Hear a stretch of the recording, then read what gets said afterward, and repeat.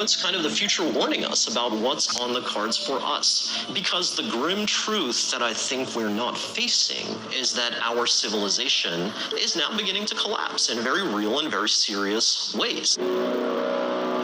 Most Americans are comforted in the belief that their government and the country's best and brightest will step up to protect them.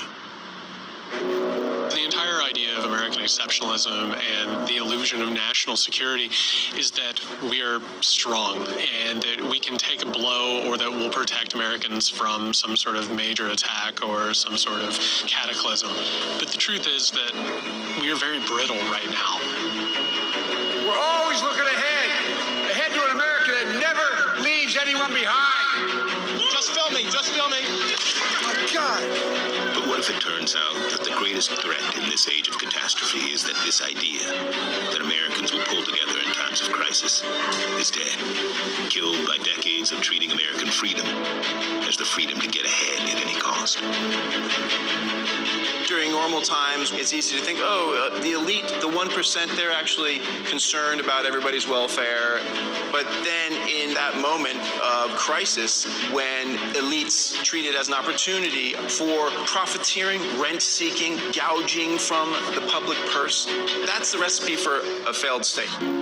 As the U.S. economy ground to a halt and millions of Americans were put out of work, we witnessed how vulnerable our way of life really is.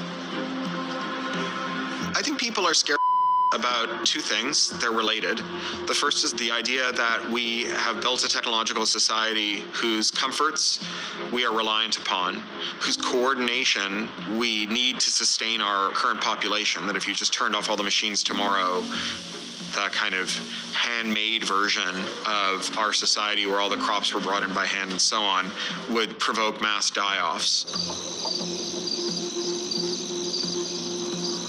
The story we've been sold is part of the other fear, which is that our institutions are no longer trustworthy, that they have become not truth-seeking exercises, but rather auction houses in which people who are powerful and wealthy can buy a version of the truth that suits their parochial ends. In a world in which the Sacklers successfully convinced the FDA that opioids weren't dangerous and kickstarted an opioid epidemic that killed 200,000 Americans, more than died in Vietnam, and where the Sacklers themselves became richer than the Rockefellers, how do you trust an institution?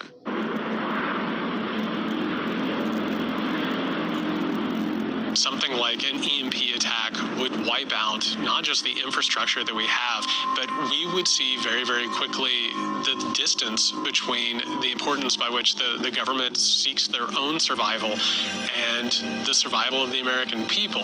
This idea of national security would collapse almost instantaneously.